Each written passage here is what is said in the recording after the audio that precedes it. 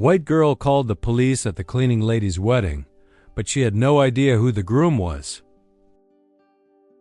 3 months earlier, 6:02 a.m., downtown Los Angeles. The mirrored glass lobby reflects Danielle Brooks, 33, dark brown skin, blue uniform, nitrile gloves. The cleaning cart squeaks on the cold marble. Smell of disinfectant, strong air conditioning, LED screens lit up with market news. No one looks at her. The security guard doesn't even lift his head. Service entrance, ma'am. Back elevator. Danielle takes a breath. The other one's broken. I need to take the vacuum up. He twists his mouth. Rules are rules. Humiliation early. In the day.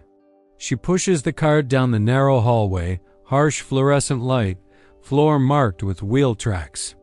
Her phone buzzes. Message from the clinic. Her mother's appointment has been rescheduled. Later. Always later. 28th floor. Elite law firm office.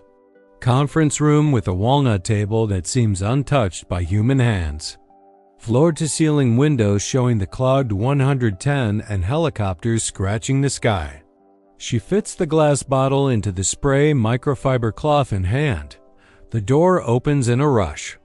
Peter Whitaker, partner, expensive gray suit, spills iced coffee on the marble and splashes Danielle's sneakers. Clean that up now. We have a deposition in 15. She kneels, wipes. Of course. And be careful with the table. Last time your people left marks. Pause. Your people cuts like a blade. Danielle doesn't respond. She straightens her back. Finishes cleaning with precise movements, her forehead shining with discreet sweat. Another door opens. Ryan Cooper, 36, light skin, light brown hair slicked back. Grayish blue eyes scanning the room and stopping at her wet sneakers. Athletic build, understated blazer. He picks up the empty cup someone left. That was unnecessary, Peter. The partner laughs awkwardly. Focus on the deposition. He leaves. Ryan leans down, hands her a tissue. Sorry about that. I'm fine. What's your name? She points to her badge. Danielle. Thank you, Danielle. He says it slowly, like he's memorizing it. The lawyers enter in line, open laptops, headphones on. Danielle slips out, pushing the cart. In the hallway, the cleaning manager, Marisa, whispers hurriedly, they cut 10 minutes off our break. New policy. No delays. My mom has an appointment today. I need to leave on time. If you leave, they'll take you off Friday's shift. Sorry. The pace picks up. Danielle changes trash bags in the startup section. Spreadsheets on screens show investment rounds, English terms everywhere. In the microwave, forgotten food with a strong smell. She cleans without complaint. An analyst walks by without looking. Miss, that coffee spilled again in the break room. On my way. Quickly, please. In the break room, Ryan is alone filling a water bottle. He notices her fingers red under the gloves. Have you worked here long? Since 2020. Night and morning shifts. Do you study? I saw a notebook at your station. I read at night.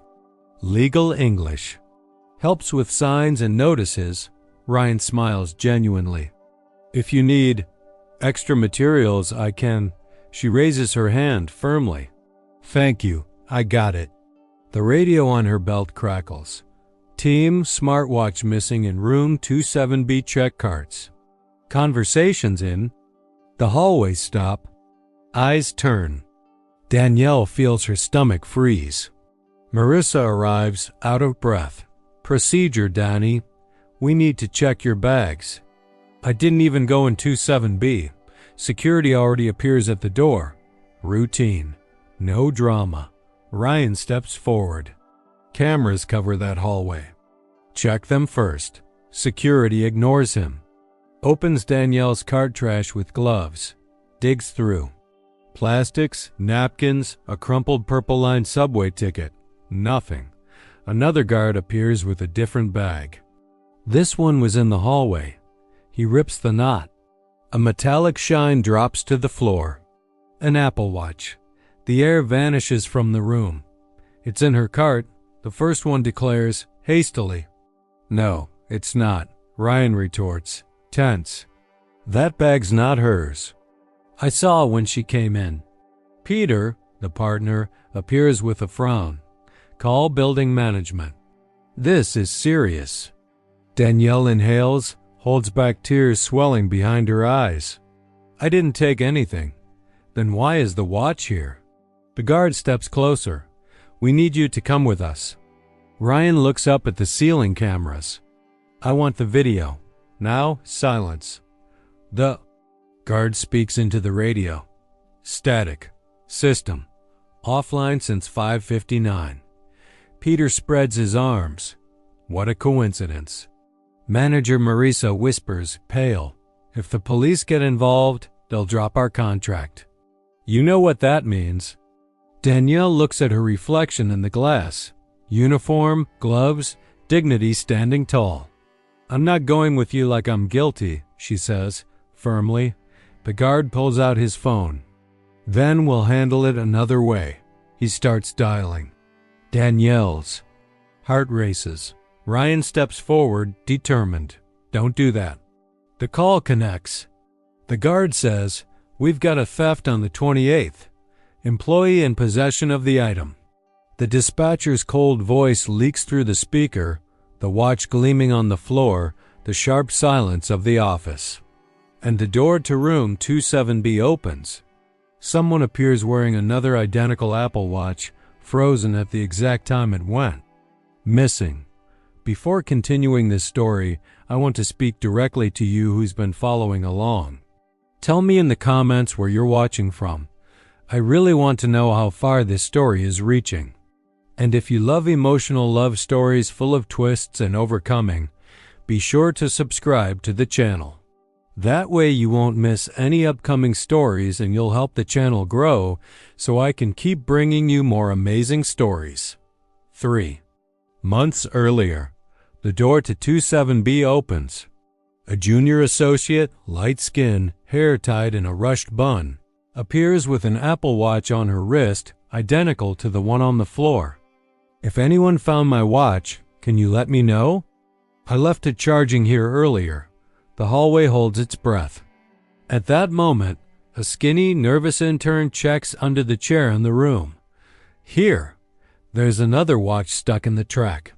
He lifts the piece. The cold ceiling light reflects off the metal. 2 watches. Eyes meet. Silence grows heavy. The guard lowers the phone, the call still on the screen. Looks like there's been a misunderstanding. Danielle keeps her chin up. A misunderstanding with a target. Peter, the partner, tries to end it. Back to work. We've got deadlines. Ryan steps forward firm. An apology is the least. The guard looks away. Sorry, Ms. Brooks. Peter ignores it. He's already turned his back. The elevator goes down slowly. Mirrors smudged with fingerprints, the cleaning cart pressed against the metal rail. Ryan walks Danielle to the lobby. The air smells of burnt coffee and expensive perfume. Do you want to file a complaint? He asks. I want to keep my job. That wasn't fair. I know. But justice sometimes costs too much. He offers a card. In case you change your mind. She hesitates, takes the card with her fingertips. Thank you, Mr. Cooper. Ryan. Thank you. Ryan. End of shift. The sun cracks through the gap between concrete and glass buildings. At the bus stop, the wind carries dust and the smell of gasoline. Danielle puts on a worn-out hoodie over her uniform. Her phone vibrates. Reminder from the clinic, her mother's prescription. She closes her eyes for a moment. A discreet sedan pulls up beside her. The window lowers. Need a ride? It's on my way. I shouldn't. I promise, just to the station. No detours. She watches the traffic, thinks about the time she'll waste waiting. Opens the door. Sits, tense, hands on her lap. Which street do you take? Vine to the red line and then turn right. Is that okay? Works for me. Inside the car. The radio is low, news about inflation and the housing market. Los Angeles seen through. The windshield. Colorful murals. A makeshift tent under the overpass. A food truck opening its doors.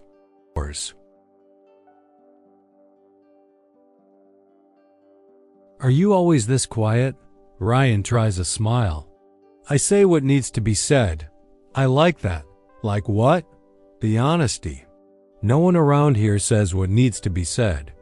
Maybe because those who do pay the price. He parks next to the station. Drizzle starts to fall. Can I walk you to the turnstile? No need. I'd like to. She looks at him. Sees tiredness in his eyes, an almost invisible nick on his chin, a slightly crooked tie.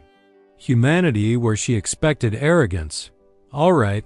Footsteps echo on the metal stairs. People rush by, headphones on, heavy backpacks. A child chews cereal. In a stroller. The loudspeaker announces delays on the Purple Line. Danielle taps her ticket. Do you have anyone helping with your mom? I have my faith. And a neighbor who checks in when she can. If you need, I know a support program for caregivers. It's not charity. It's your right. Rights don't always reach our door. I can send you the links. She thinks. Okay. In the following days, the encounters happened by chance, but never truly accidental. In the break room on the 28th floor, he shows up earlier than the others. Brings 2 ceramic mugs without logos. Found a decent coffee downstairs. Want to try? If I say yes, they'll say I'm getting special treatment. Then I'll leave it here and walk away. You decide. He steps back. She smells the warm steam, takes a sip. Smiles to herself. In the service hallway, the elevator stalls between floors for 30 seconds. The air is warm. The panel flickers. I know you don't want trouble, he says quietly. I've got enough already. I just want to talk. Talking doesn't pay for meds. But it might ease the wait for a minute. She looks at the lit panel. 1 minute. Outside, the city breathes at a different frequency. On a Saturday, he finds her at Grand Central Market, between fruit stands shining with color and the smell of hot tortillas. She's in jeans and a simple t-shirt, hair loose in curls held back by a printed scarf. You out of uniform, he jokes. You out of a suit. Can I buy you a juice? I'll pay for mine. Deal. They sit on a shared bench. Latin music in the background. People take pictures of dishes, laughter, and voices mixed together. Why law? She asks. I wanted to fix things. And did you? Some. Others. Fixed me. Nice thing to say. True thing to live. When they say goodbye, a receptionist from the office, red glasses, sharp gaze, walks by in the distance. Pretends not to see, but sees. Her phone buzzes. A quick snapshot, an off angle. Him and the cleaning lady. She types to someone whose name doesn't show. Just the initial V. The following week, the stares begin. At the front desk, whispers. In the elevator, a crook smile. Good coffee, huh? An analyst comments, venomous. Marissa finds Danielle in his supply room. People are talking. I don't want to lose you, Donnie. I'm not doing anything wrong. You know how it goes. They change the rules mid-game. I'm just talking. Talking turns into gossip. Gossip turns into reports. By late afternoon, Ryan steps out onto the building's rooftop, breathes in the wind that smells of ocean and distant smoke. I can separate things, he says. Work is work. For you.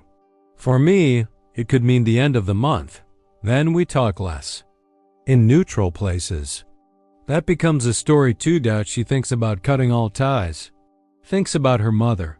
Thinks about every humiliation. And the rare kindness. tightness in her chest. Hard choice. Until, on a rainy Tuesday, Danielle's badge beeps red at the turnstile. Again and again. It's probably the reader, the guard says, not convinced. She tries again. Red. Her phone buzzes. A short email signed by Human Resources. Meeting request. Subject: conduct with building suppliers and clients. Tomorrow, 9 a.m. Across town, a phone buzzes on a table with scented candles and white flowers. Victoria Hayes reads the receptionist's message, the market photo, the comment. She smiles slightly. So this is what makes you happy, Ryan? She whispers to herself, touching the screen like stroking a polished weapon. The rain gets heavier. Danielle grips her badge tightly. Am I going to lose my shift? The guard shrugs. The elevator opens. Ryan steps out, hair damp, worried look. What happened? She shows him the email on her screen. I'm going with you tomorrow, he says. If you go, it gets worse for me. If I don't, they step harder. The front desk clock shows 6:03 p.m. The door turns with a cold gust. A shadow stretches across the marble. Thin heels, expensive coat, sweet perfume that sours the air. Sorry to interrupt, says a voice familiar in Ryan's world. I'm looking for Mr. Cooper. Danielle turns slowly. Green eyes scan her from head to toe. I'm Victoria. Victoria Hayes. Victoria Hayes places her extremely expensive leather purse on the marble reception counter. Her heels echo like a hammer strike. Danielle stands still, badge still in her hand, while Ryan adjusts his tie, visibly uncomfortable. Victoria's perfume fills the space, sweet and sickly. Ryan, what a coincidence running into you here, says Victoria, smiling like someone who knows more than she should. I was in the area and thought I'd visit an old friend. Ryan forces a polite smile. Victoria, this isn't a good time. But it seems to be an interesting time. She slowly turns her face to Danielle, green eyes gleaming with malice. And who's this? Danielle takes a deep breath. Cleaning staff. Ryan steps forward. This is Danielle, a friend. Victoria lets out a short, dry laugh. A friend? I see. You always had a generous heart, Ryan. Maybe too generous. Victoria's gaze cuts and invades as if trying to pull every detail out of Danielle. The lobby feels small, suffocating. The security guard pretends to look away, but misses nothing. Victoria touches Ryan's arm with rehearsed intimacy. Remember our summers in Santa Barbara? Our families had so many plans for us. That's all? In the past, Ryan replies. Some things don't change, Ryan. The right people always find their way back. She throws one more venomous glance at Danielle, who holds her posture, even though inside the ground is shaking. In the parking lot, minutes later, Victoria gets into her black sports car, the engine roaring. She puts the call on speaker and a male voice answers. Hello? I need information on an employee. Name, Danielle Brooks. Find everything. Background, debts, any skeletons. I want reports by the end of the week. That's gonna cost you. Money's not a problem. This wedding is never going to happen. She hangs up, steps on the gas. Tires leave a trail on the wet asphalt. That same night, Victoria opens an old photo album. Children on yachts, parties in Beverly Hills mansions. In every photo, Ryan stands beside her, smiling, protected by the elite's bubble. She runs her fingers over one of the pictures. You're mine, Ryan. You always were. I'm not letting some cleaning lady steal that from me. Meanwhile, Danielle arrives home. A small apartment in Inglewood, walls stained by leaks, but smelling of homemade food and her mother's soft voice from the bedroom. Rough day, honey. Rougher than I'd like. You look tired. I just need a shower and some quiet. On Danielle's phone, a new notification. A random account follows her on social media. No profile picture, just a set of initials. She hesitates, ignores it, but the feeling of being watched lingers as she washes her face in front of the mirror. Days later, Victoria meets a building receptionist at a fancy cafe downtown. The young woman stirs her frappuccino, nervous. "I shouldn't be here." "Of course you should," says Victoria, sliding a discreet envelope across the table. "You already showed me that market photo. Now I want more. And sweetheart, don't be afraid. You're on the right side. What if someone finds out?" "No one will. But if she stays close to Ryan, you'll lose a lot more than a job. Think about it." Victoria leaves with confident steps, sunglasses hiding her eyes. Inside, her rage only grows. On Friday night, she parks in front of Ryan's office, watching the lights still on the 28th floor. She picks up her phone, writes a message she never sends. "You don't deserve this, Ryan. She's going to ruin you." Then she deletes it, but the poison stays in her veins. In her bedroom, Danielle gets an anonymous call. She answers. "Good evening. Danielle, I know who you are. I know where you came from. Soon, everyone will." The call drops. The silence is absolute. Her heart races. At the same moment, Victoria raises a glass of wine in her penthouse. Alone, city lights reflecting in her cold eyes. The game has started. And on her phone, a new photo arrives. Danielle entering her apartment, carrying grocery bags. Victoria zooms in, touches the screen with her fingertip. Soon, everyone will see what you really are. The wine still glistens in Victoria's glass when, across town, Ryan pulls up to the Cooper family home in Beverly Hills. The automatic gate opens slowly, revealing a symmetrical garden with pruned roses and a lit fountain. The imposing mansion, with white columns, looks more like a courthouse than a home. He takes a deep breath. Danielle beside him, hands clasped in her lap, feels the weight of the environment.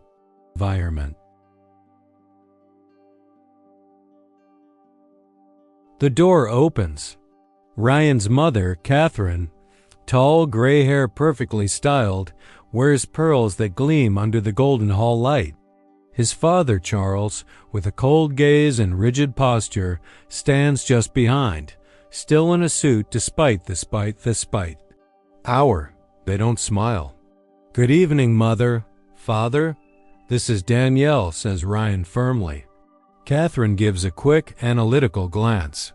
"Nice to meet you," she replies without moving. Charles simply nods. They sit in the living room. The air smells of polished wood and expensive wine. Portraits of ancestors in ornate frames watch them like silent judges. Danielle, in a simple navy blue dress, tries to hold her posture but feels the weight of their stares. Charles starts the conversation. "Ryan, we've heard rumors. They say you got involved with someone outside our circle. They're not rumors." "It's true," Ryan replies. Catherine adjusts the pearls around her neck. "You're really going to expose the family to that kind of talk? A cleaning lady?" The silence is heavy. Danielle feels her face burn. Ryan straightens up in the armchair. She has a name, Danielle Brooks. And it's not someone's job that defines their worth. Charles frowns. "You've always been idealistic.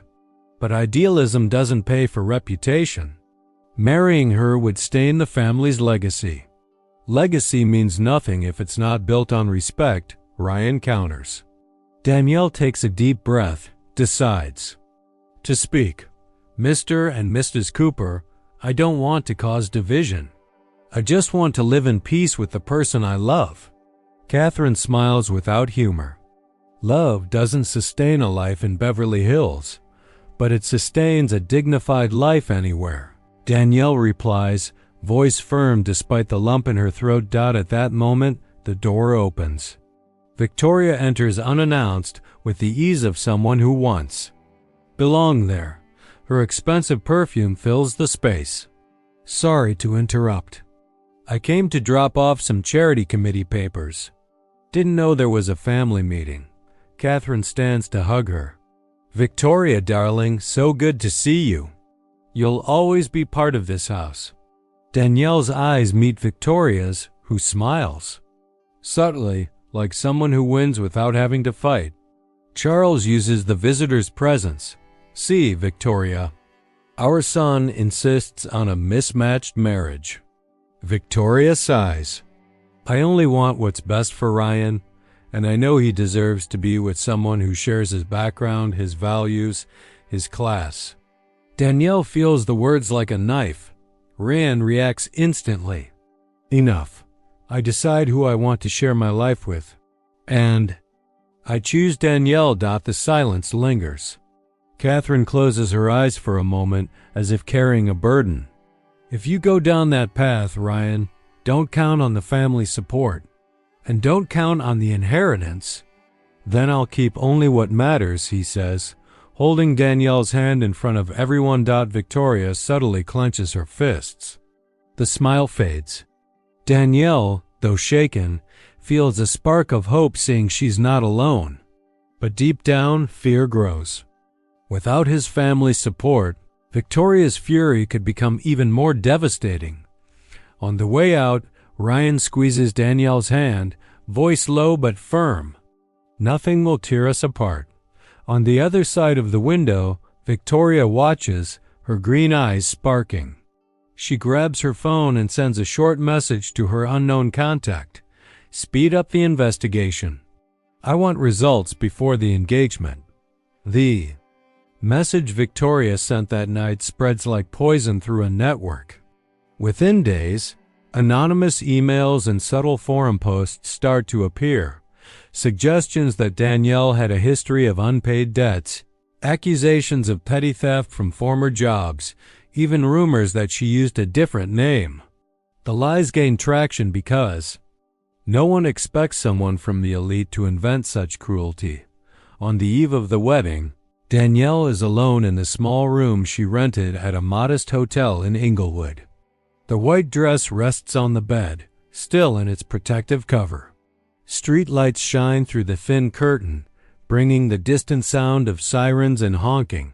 She holds her phone in her hands, reading and rereading the messages. Be careful who you're marrying. Do you really know who Danielle Brooks is? A bride with such a dirty past could ruin any family. Tears fall silently. She looks at herself in the mirror. Puffy eyes, her hair braided tightly for the big day, but her face heavy with pain. She whispers to herself, I can't do this to him. If someone repeats those lies tomorrow in front of everyone, Ryan will be humiliated. His family already hates me. Maybe it's better to walk away. Her phone vibrates again. It's Marissa, the cleaning crew manager, the only friend still close. Her voice trembles through speakerphone. Danny, they're saying awful things about you. Even the security guys in the building are talking. I know. I got the messages. If it were just about me, I could take it. But with him, I can't. You think he'd believe it? He'd defend me. But he'll pay the price alone. They'll destroy him because of me. A soft knock on the door interrupts. Danielle hesitates, quickly wipes her face, opens the door. It's Ryan. His suit is still on the hanger over his arm, tie undone, eyes tired but full of tenderness. I had to see you. She looks away. You shouldn't be here? Then where should I be? Reading gossip from people who know nothing about you? She tries to keep her voice steady. What if tomorrow someone stands up and repeats those lies in front of everyone? You'll carry that scandal forever. Scandal is giving up on the truth. Scandal is hiding the love we have. I won't let them erase what we built. Danielle holds the dress, still in its cover, as if wanting to hand it back. Maybe I should just leave now. You don't need this. Ryan steps closer, holds her hand firmly. look into my eyes. Do you think I'd choose any life that didn't include you? She feels her heart tighten. I just don't want to be the weight that drags you down. You're the strength that lifts me up. He hugs her, and for a moment the world seems to stop. But outside, hidden in a car parked at the corner, Victoria watches through the cracked hotel window. Her phone shows a new message from her private investigator, dossier ready. Some details can be twisted to look like crimes. Meeting tomorrow morning. She smiles coldly. Tomorrow won't be a wedding. It'll be a spectacle. Morning comes heavy over Los Angeles. At the Beverly Hills penthouse, the crystal bells of the event hall vibrate under the sunlight. The space has been decorated with white roses, silk drapes, and golden chandeliers reflecting off every crystal glass. Guests arrive in designer dresses and custom suits, greeting one another like it's a high society showcase. For many, this isn't a wedding.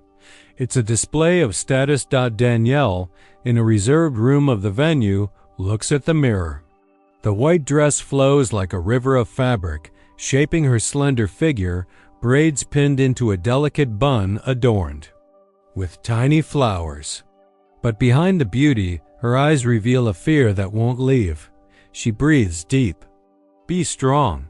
Just a few more steps. Her mother, seated in a wheelchair beside her, holds her daughter's hand. You deserve to be happy, Donnie. Don't let anyone take that from you. Meanwhile, at the altar, Ryan adjusts his tie. His heart races as the music starts. Guests turn toward the main doors. Victoria sits in the front row, wearing a deep red dress that clashes with the white flowers. The smile on her face isn't joy, it's the anticipation of striking at the perfect moment. The doors open.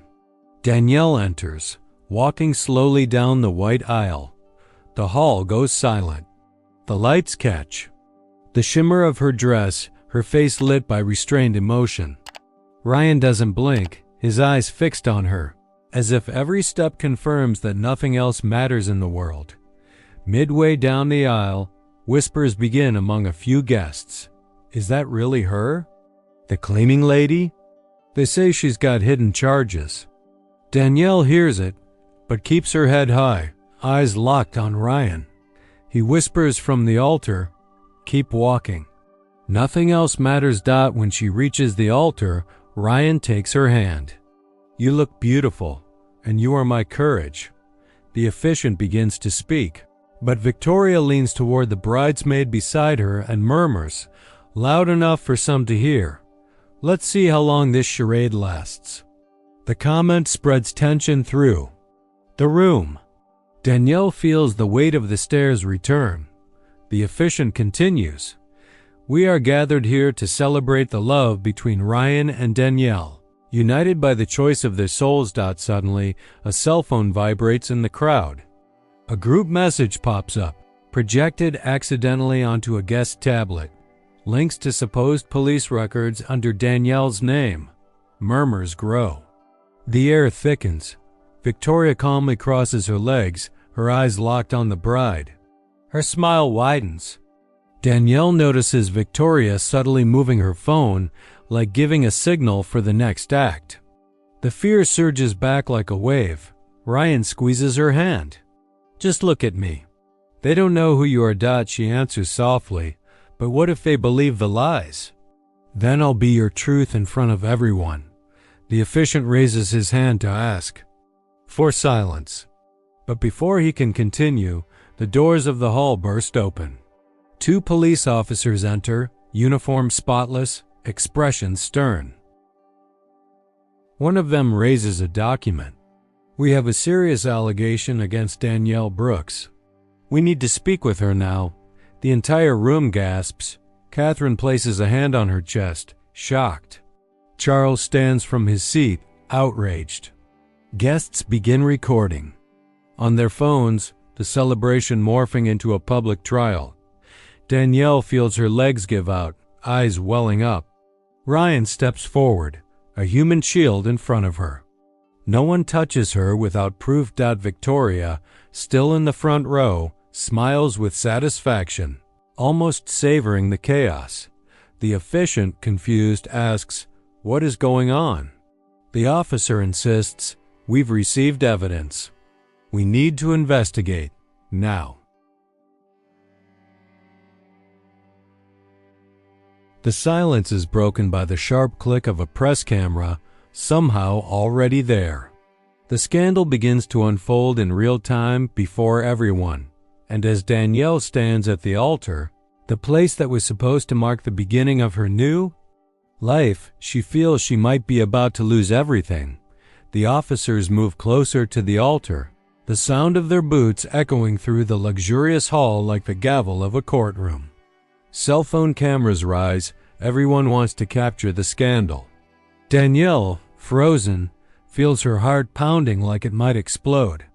The white dress, once a symbol of purity and hope, now feels like a prison under the weight of so many accusing. Eyes. Victoria rises from the front row with a theatrical air, holding a golden envelope. Her voice slices through the silence. "Officers, I was the one who called you. I have here documents proving that Danielle Brooks was previously accused of theft while working in the homes of wealthy families in this city. Today, this woman is trying to deceive all of us." A buzz rises among the guests. "Oh my God, is it true? How could Ryan do this?" Danielle feels the words crashing down on her like stones. Ryan steps forward, angry. "Victoria, stop this. These accusations are false. You have nothing but lies." She raises the envelope triumphantly. "Oh, but I do, Ryan. Copies of reports, testimonies, even debt records. It's no coincidence so many doors were closed to her. Is this the woman you want to share your life with?" The officers take the papers from her hands. Danielle tries to speak, but no sound comes out. Tears burn in her eyes. Catherine whispers from the crowd, shocked, "I knew something like this would happen." Charles crosses his arms, rigid, showing no emotion.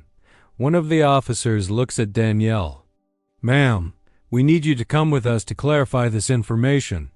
Ryan spreads his arms in front of her. "She's not going anywhere. Not without real evidence. Show the documents now, in front of everyone." Victoria steps forward, her green eyes flashing. "Don't be blind, Ryan. You've always deserved someone at your level.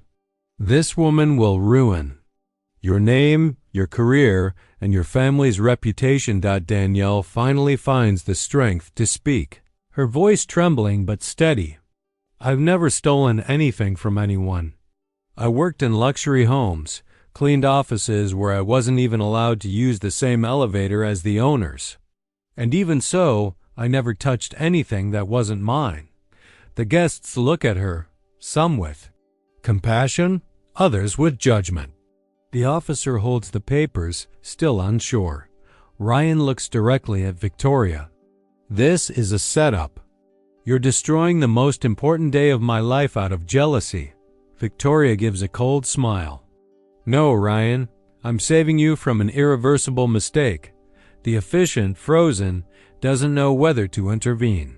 The room, once a place of celebration, has turned into a public courtroom. Danielle's legs begin to give out, but Ryan supports her with a strong arm. He looks at everyone, voice full of emotion. "I chose Danielle because she's real. No lie can change what I know about her." Victoria opens her mouth to respond, but before she can, a sound echoes from the back of the hall. The doors open again. A man in a dark suit with a commanding presence walks in with confident steps. Everyone turns. He holds a black folder in his hands and speaks in a deep voice.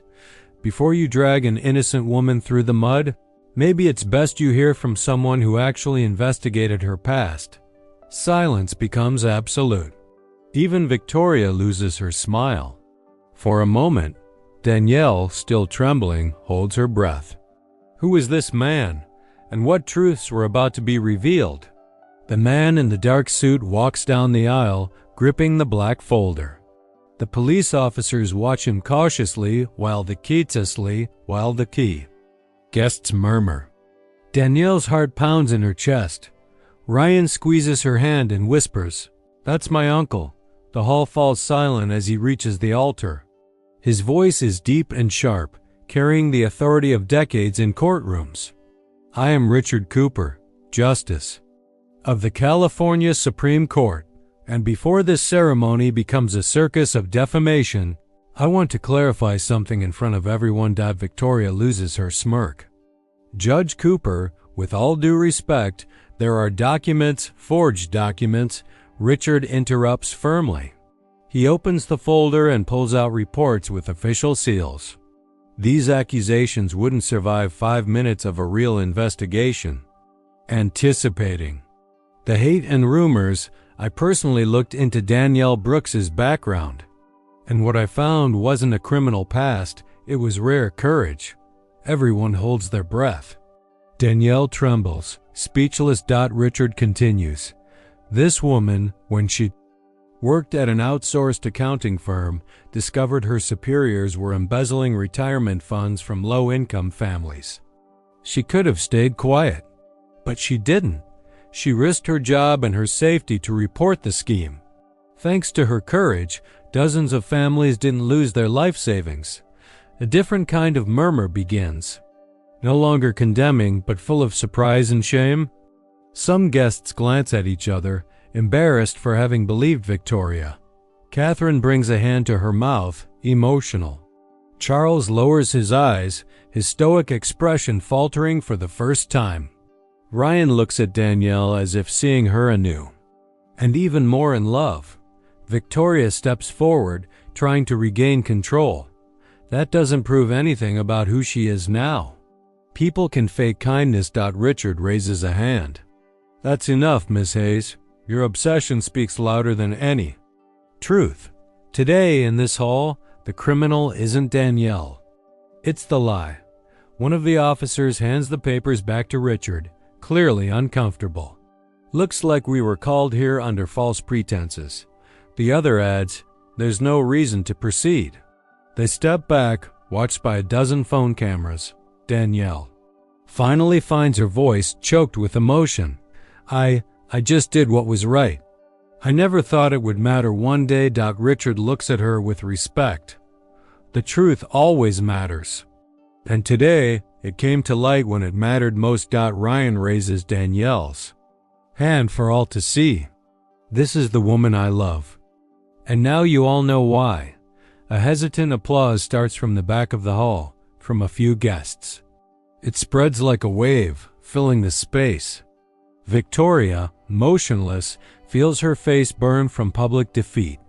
But while the others clap, she retreats to a corner of the hall, her cold eyes locked on Danielle. She mutters to herself, "This isn't over." Outside on the street, a tabloid photographer sends images of the scandal to an editor. Headlines are already being drafted. Danielle has no idea that tomorrow, the fight won't just be against Victoria, it'll be against the ruthless exposure of the media. Applause echoes through the hall like unexpected thunder. Danielle, still trembling, keeps her teary eyes open and her chin high. With each clap, Victoria's lies lose their power. Ryan holds her hand proudly. Victoria, leaning against the golden column near the exit, tries to regain control. The red dress gleams under the lights, but her presence, once commanding, now feels like an off-key scream. She lifts her chin, trying to speak above the applause. "You're all so naive. She fooled you with this hero story. I've seen who Danielle really is. I know things you can't even imagine." Richard, the judge, stares at her coldly. "You've said enough. And every word will be remembered, not as evidence against Danielle, but as a testimony to your own cruelty." The officers, visibly uneasy, take 2 steps back. One of them approaches Victoria and says in a low but audible voice, "Ms. Hayes, you could be charged with false reporting. Think carefully before going on." A heavy silence falls. The guests, once complicit in venomous whispers, now look at Victoria, as if witnessing a tragic fall. For the first time, she realizes she's lost control. Danielle takes a deep breath and steps forward. Her voice, shaky but firm, carries through the room. I don't need to prove who I am to anyone here. My life is proof enough. I've worked, I've fought, I've fallen many times, but I've never needed to destroy someone else to feel worthy.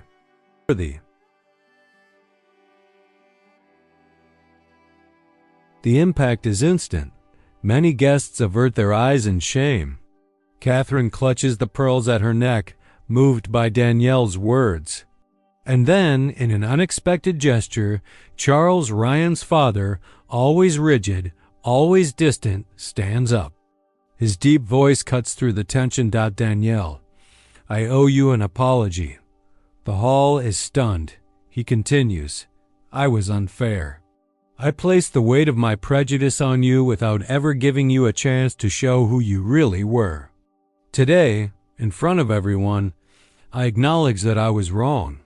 If my son chose you, it's because he saw in you what we were too blind to see. Danielle feels the tears fall, but she doesn't lower her head. Thank you, Mr. Cooper. Forgiveness doesn't erase pain, but it makes room for the truth.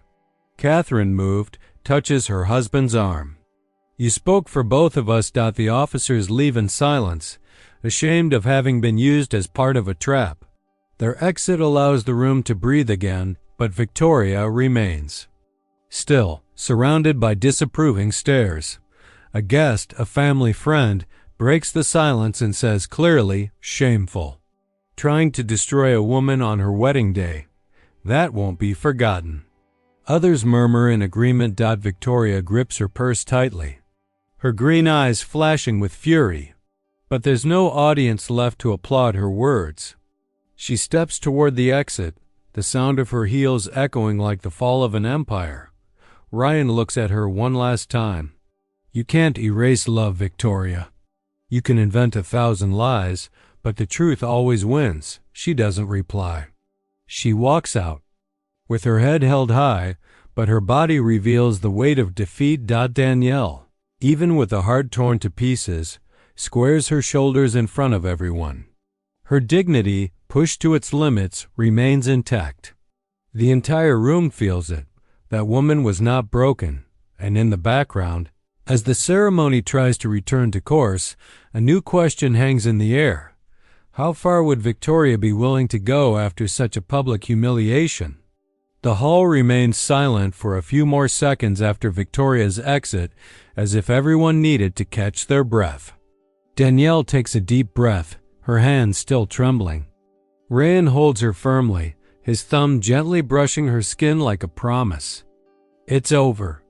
Now it's just the two of us. The officiant, nervous, wipes sweat from his forehead and tries to resume the ceremony. If everyone allows, we can continue. Danielle looks at the crowd. Many who once whispered now avert their eyes in shame. Others, moved, look at her with renewed respect. Her mother, in a wheelchair, discreetly raises a white handkerchief as if blessing from a distance. Danielle feels her strength return. Ryan intertwines his fingers with hers. We made it here, and we're not stopping. Are you sure? After everything that just happened, I am. Because choosing you is the one decision. In my life I'll never question. His words echo in her heart. Danielle breathes deep, lifts her chin, and replies, Then I choose too. I choose you. Today, tomorrow, and against any lie they invent. The officiant continues, now with a stronger voice. In front of everyone present here, and despite every trial, Ryan and Danielle have chosen to unite their lives in love and respect. This is the real testimony. To remain standing when everything tries to pull you apart. The vows are exchanged. Danielle, with tears streaming down her face, says, I promise to never give up on us, even when the world tries to convince me I'm not enough. Ryan cups her face with both hands. And I promise to never let you doubt your worth. because you are the reason for my courage. When the officiant finally announces, I now pronounce you husband and wife, the room erupts in applause, sincere, emotional. It's not the applause of luxury, but of truth that triumphed. Danielle and Ryan kiss, and the energy in the air shifts from judgment to celebration. From the back of the room, Charles, still visibly shaken, stands. Danielle, may this be the beginning of a new family. And may I be worthy of learning from your strength. The sincerity in his voice even surprises Catherine, who takes his hand in support. Danielle doesn't reply with words, only with a gesture. She places her hand over her heart and bows her head slightly in respect. Her dignity was not broken, it was uplifted. As the musicians resume their melody, guests stand to congratulate the couple. But above the flowers, the lights, and the gold, the image that will remain in everyone's memory is that of a simple woman dressed in white, proving that truth can withstand even the cruelest scandal. Danielle, now a wife, smiles through the tears. She knows her life will never be the same. But she also knows that no one, not even Victoria's fury, can erase the lesson of that day. Dignity can't be bought, broken, or silenced. And as she walks hand in hand with Ryan down the illuminated aisle to the applause of a transformed crowd, the question that now echoes isn't whether they'll be accepted, but how many other invisible women like Danielle still have stories waiting to be told. And so we reach the end of this intense story, full of twists, emotion, and resilience. But now I want to hear from you. What did you think of this story? Leave your rating from 0 to 10 in the comments. If you enjoyed it, don't forget to like, share, and subscribe to the channel to follow the next stories that will keep you hooked. From start to finish. And before you go, I've already picked out another emotional story that will touch your heart even more. You won't want to miss it. Want me to write that final hook like a movie trailer voiceover for more impact?